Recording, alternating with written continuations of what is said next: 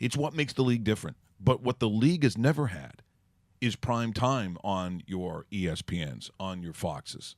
And this, from Chris Carter, he makes some pretty bold statements about what he feels the quality of the Canadian Football League is. And I was just really sort of taken aback because he would know. He's been watching for the last 6 years his son in a league. He's got other guys talking about it. And now on national television, American national television, they're talking Canadian Football League.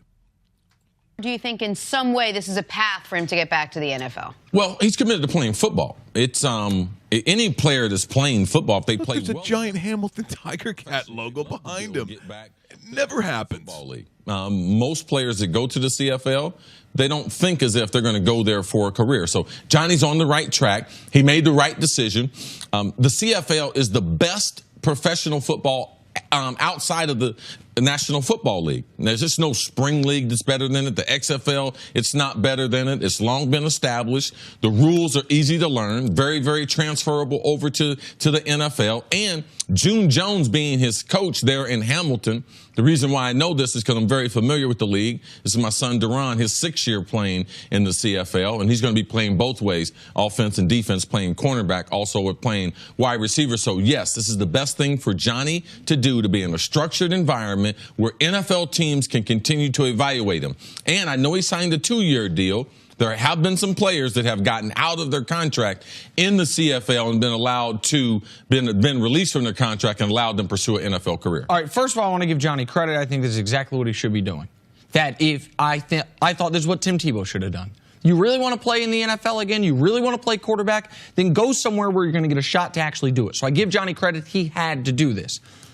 I will also admit, prior to 18 months ago, I didn't know anything about the CFL. I didn't cover it. I didn't follow it. But because of Chris and I establishing a relationship and because of me meeting his son, following his son, I watched a couple games with you, started following the standings. All right, so there are some things I now know about the CFL. I don't know if the audience does. And I wonder how it affects Johnny. They play with 12 dudes. Yes. So like that. So I'm just thinking about all of Johnny's football memories, all the pictures he takes that you talk about great athletes taking. Yes. That's with, I know obviously he gets an extra offensive player, but that's with 11 defensive players. Now it's 12.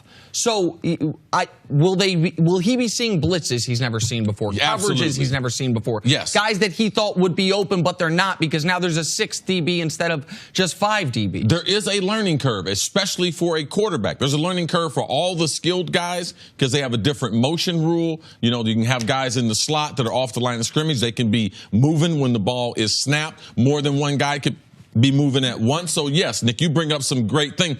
12 guys, people don't talk about it too much, that being there's an extra defender on the field. So they get a lot more exotic blitzes, a lot more different rush. They can come from everywhere. They send 8 people after the quarterback. Like, that's a real thing. And doesn't the season start in like 4 weeks? Yes, that's another thing. So that's the other thing that I'm curious about this with the quarterback. Like, so the season starts in a month or just under a month, right? So what that means he's for at him. a huge disadvantage from a quarterback standpoint. Understanding the offense, it's going to be like a foreign language to him. So I wouldn't be surprised if he got off to a slow start. I wouldn't be surprised if he didn't beat out Jeremy Masoli, who is the starting quarterback there, who's been in the CFL for a number of years. This is a process. But the football, I believe every CFL team could beat the University of Alabama. If you want to talk about the quality of football, wow. Yes, University of Alabama, the kids are too young, all right? They are too young compared to every team in the CFL. That's how I evaluate the talent level and what the CFL, what they have to provide. So this is tougher competition than the top level of college football, in your opinion? Yes, absolutely. Okay. That's why you see so many people fail at the CFL. Wow. What? We just become best friends? Yep.